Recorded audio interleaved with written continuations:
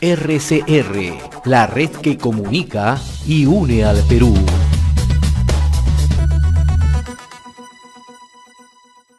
Bien, a esta hora queremos darle la bienvenida a Manuel Bernales Alvarado, politólogo y consultor internacional, ¿no?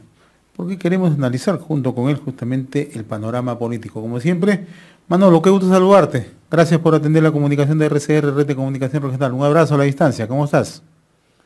Un abrazo a la distancia muy cordial, un saludo a quienes siguen trabajando contigo ahí, prácticamente durmiendo ahí, y también a Carlos, que ha sido cumpleañero. No, sí, es parte, tú sabes que es parte de este trabajo que es el mundo de las comunicaciones, ¿no? Pero son parte de las obligaciones. ¿Cómo estás viendo, Manuel, el escenario político, ¿no? Tú sigues muy de cerca, ¿no?, el desarrollo, el acontecer, el día a día en el país. ¿Te imaginabas un escenario como este, muy complejo, fraccionado, ¿no? No podemos hablar de encuestas, pero sabemos que las elecciones del domingo son muy apretadas, ¿no?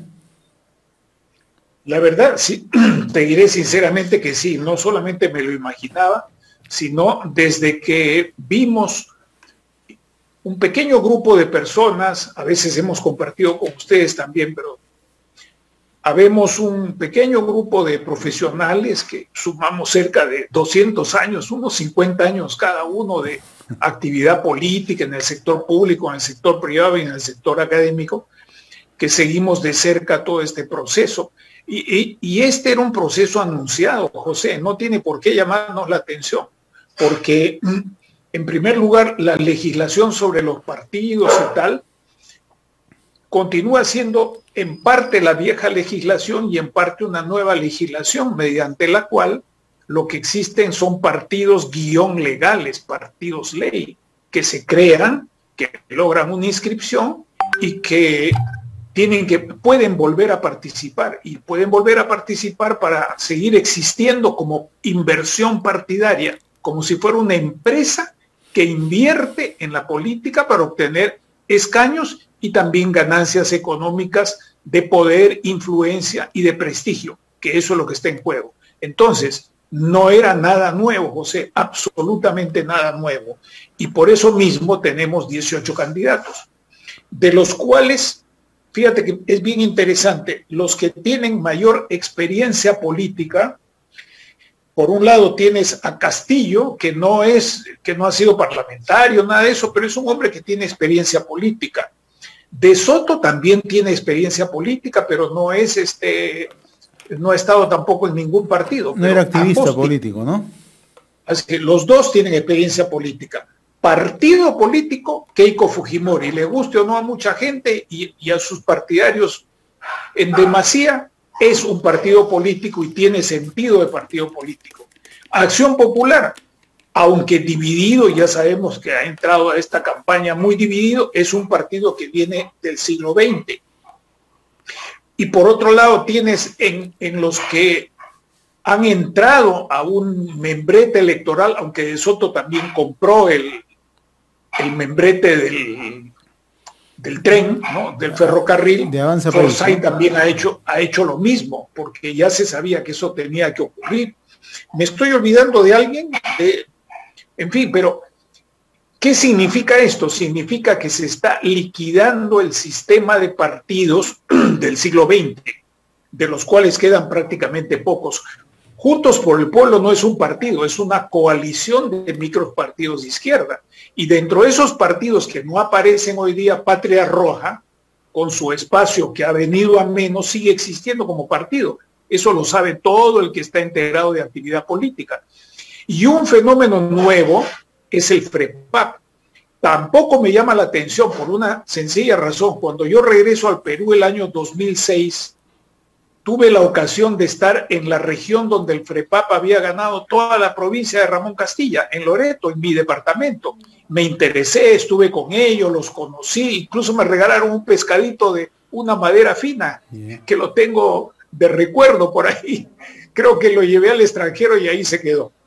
Bueno, pero está eso documentado. Y yo les dije, este es un fenómeno que tiene que ver con las nuevas iglesias y creencias políticas en la vida política peruana. Uno, ya se sabe el tema de los evangélicos, eso ya se sabe de antes, viene desde la época inmediata posterior a los dos gobiernos militares. Desde ahí empieza a notarse con fuerza eso en el Perú. En otros países se ha notado antes.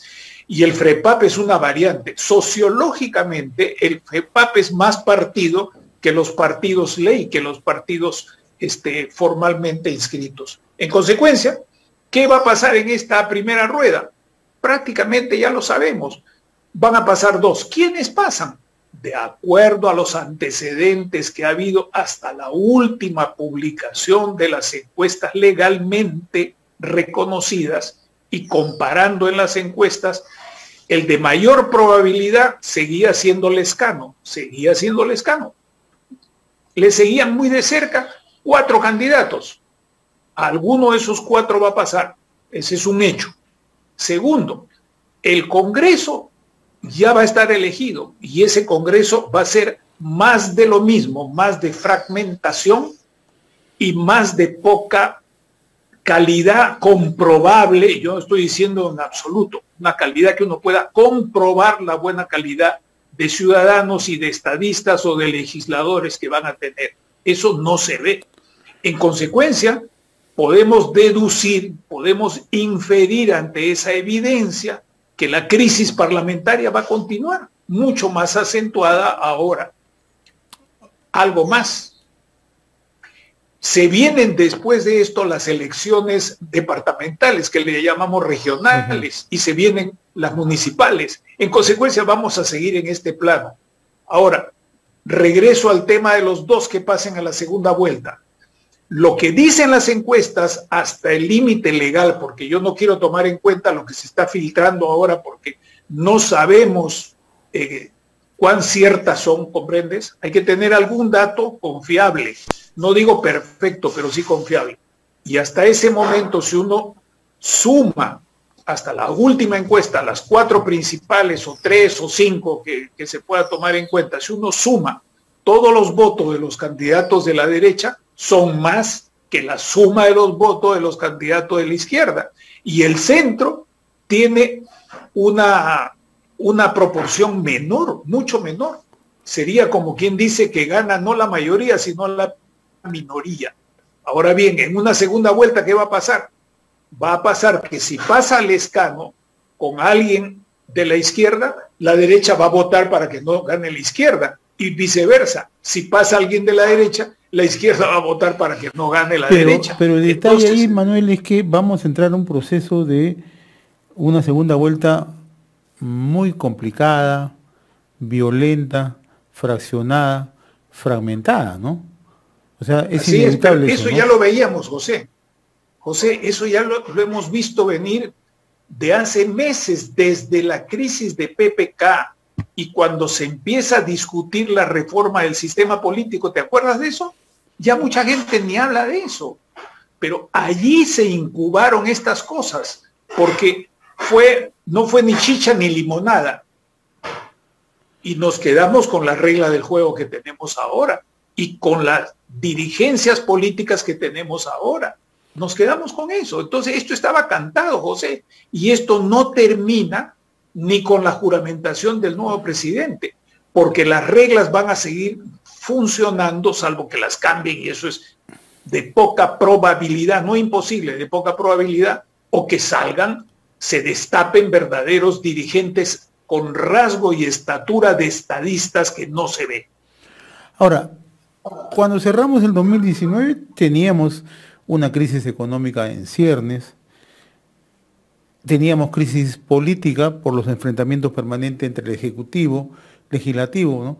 Pero ¿cuánto ha pesado, Manuel, en este descontento de la gente, en esta desazón de la opinión pública, el peso de la pandemia? ¿Cuánto peso tiene la pandemia? Porque la pandemia ya nos desnudó totalmente, ¿no? Entonces, si a eso tú le sumas la crisis que veníamos arrastrando, tú has señalado con suma claridad el caso de los partidos políticos. Son pocos los que se llaman partidos actualmente, ¿no? Por más diferencia que puedan tener. ¿Cuánto pesó la pandemia para que la gente, digamos ahora, tenga ese sentimiento encontrado y no se sabe hacia dónde va a inclinar la balanza? un peso muy grande. El peso se ha inclinado en favor de la incertidumbre, de la desazón, del descreimiento, de la frustración, del rechazo a lo que se ve.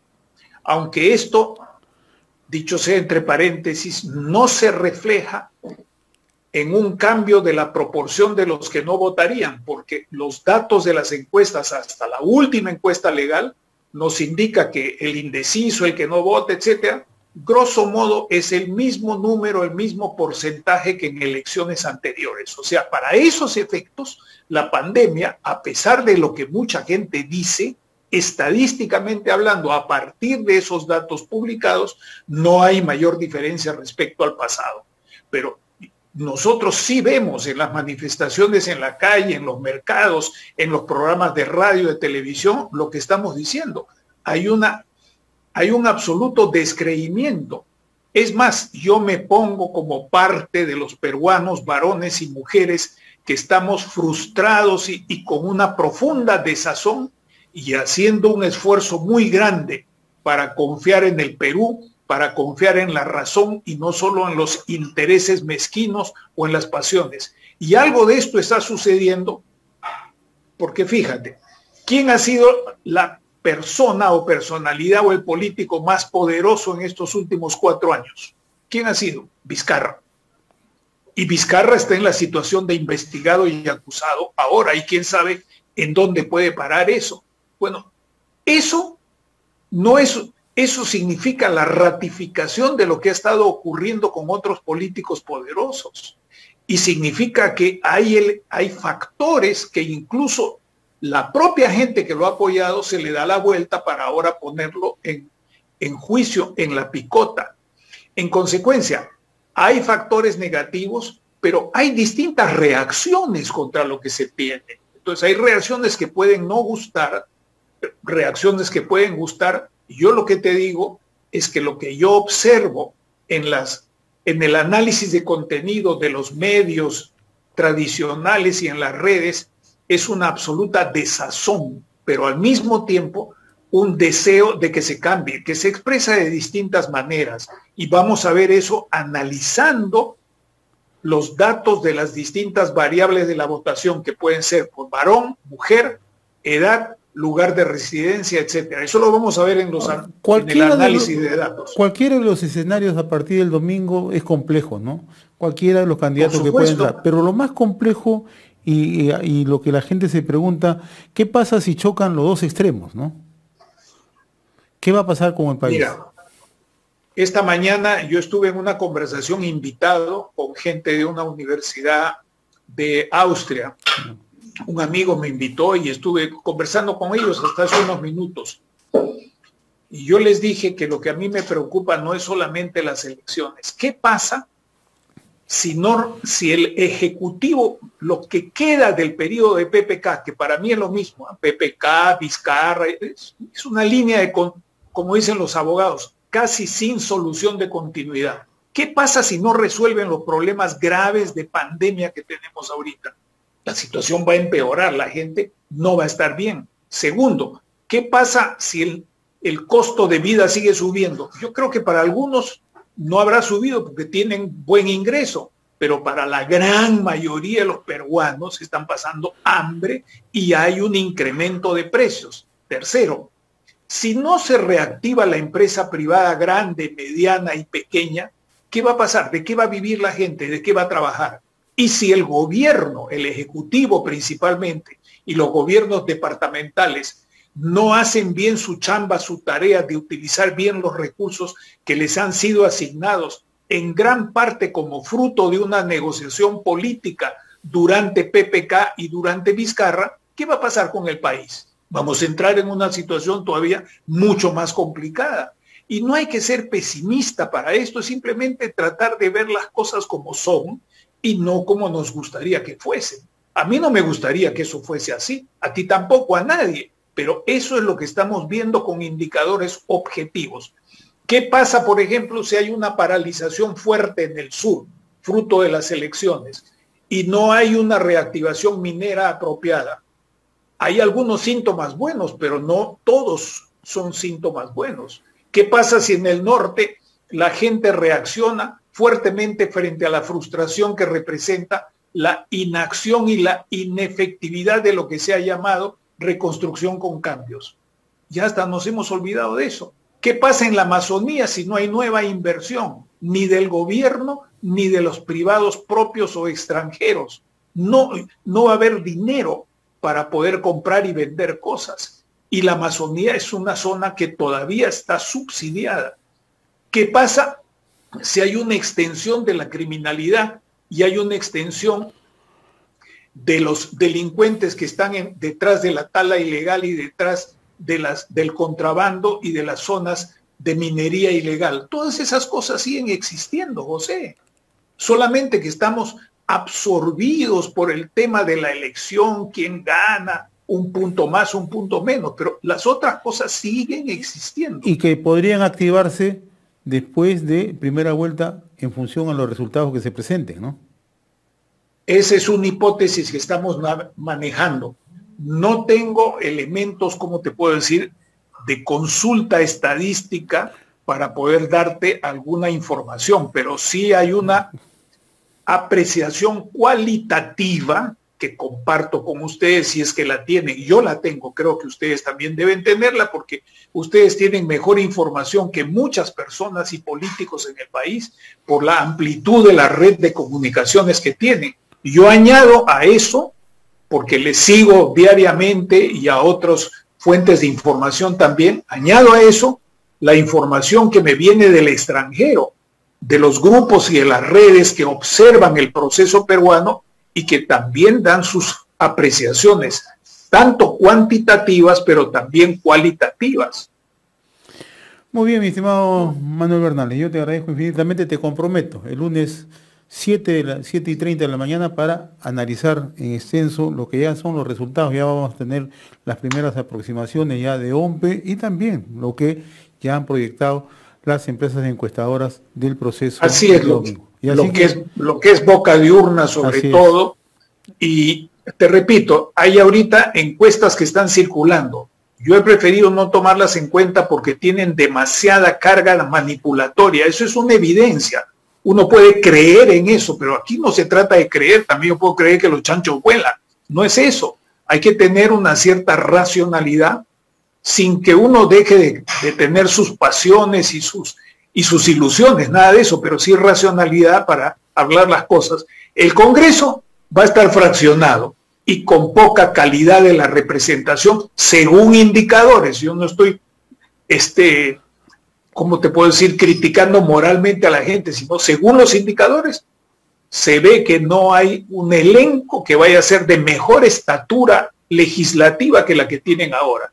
Y va a haber una polarización muy fuerte donde va a pesar el voto, no perder el voto y que no gane el otro.